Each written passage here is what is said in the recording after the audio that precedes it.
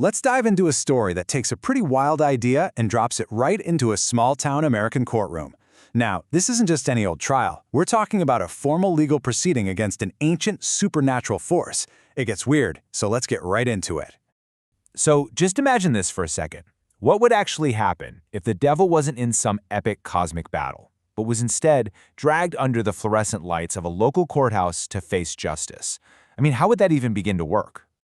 Well, like any trial, this one kicks off with opening statements, and right from the jump, the stage is set for this incredible clash between two completely opposing worldviews, two arguments that couldn't possibly be further apart. And here it is, the two sides of the coin. The prosecution comes out swinging, and their argument is pretty straightforward. The tempter used lies and deception to cause a woman's death. It's murder. But the defense? Oh, they're on a whole other planet. They claim the tempter is basically an employee of God, a kind of necessary evil, who's just doing his job testing humanity. The prosecutor immediately tries to slam the brakes on all this cosmic talk. He basically says, look, we're not here to debate theology. We're judging his actions against the laws of our society. He's trying to ground this whole thing, to make it a standard legal case, not some religious inquisition. Okay, so the arguments are on the table, but the court immediately runs into a massive problem. I mean, a fundamental rule of any trial is that the defendant has to actually be there. So, what do you do when the accused is an invisible, supernatural being? And you better believe the defense attorney jumps all over this. He makes a move that honestly is completely logical. He says, Your Honor, I don't see the accused anywhere. This can't possibly be a fair trial. I move for a mistrial. It's a solid point, and it seems like a total dead end.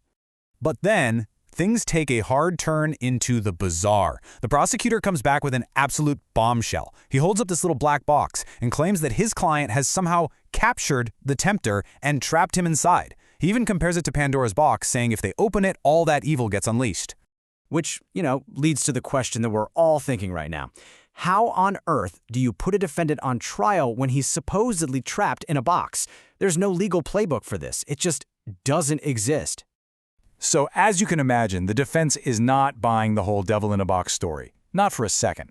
So they decide to call the prosecution's bluff with a demand that pushes this whole situation into even stranger territory. You gotta love the legal chess match playing out here. First, the defense says, oh yeah, you've got him? Prove it. Put him on the witness stand. The prosecution immediately objects, arguing, hold on, this is the Prince of Lies. You really think he's going to swear an oath on a Bible to his mortal enemy, God? But then, in a move nobody saw coming, the judge actually overrules the objection and lets the defense call their impossible witness. You can just feel the air go out of the room. The judge forced his hand, so the defense attorney stands up, takes a breath, and formally calls the tempter to the witness stand. It is a moment of pure, unbelievable courtroom drama. And what happens? You guessed it. Absolutely nothing. A heavy, dead silence just falls over the entire courtroom. It's like everyone, for just a split second, actually expects someone to appear out of thin air. But nope, the witness chair stays completely empty. So, with the star witness being a spectacular no-show, the defense has to pivot, and they pivot hard. If they can't question the tempter himself, maybe they can put his alleged boss in the hot seat instead. The trial suddenly takes a sharp turn into theology. Now it turns into this incredible Bible off. The defense pulls out the story of Job, and they argue, see, God allows the tempter to test people. He's just following divine orders.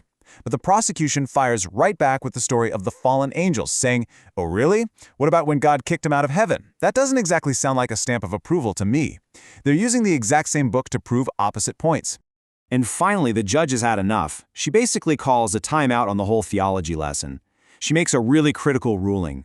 Bible stories, true or not, can't be proven in a court of law, so they're not admissible as evidence. She's trying to get this trial back on track. All right, let's recap.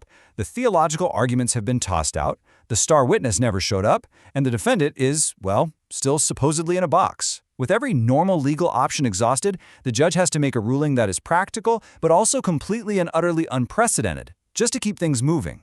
And this is the moment. The judge basically creates a brand new rule for the reality of her courtroom. She officially declares that for the purpose of this trial, the black box is the tempter's presence.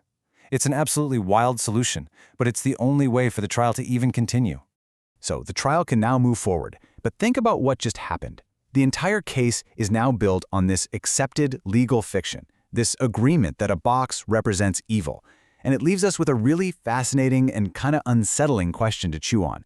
If our own system of justice can bend so far that it just decides an object is the embodiment of evil, what does that tell us about our very human attempt to define what justice really is?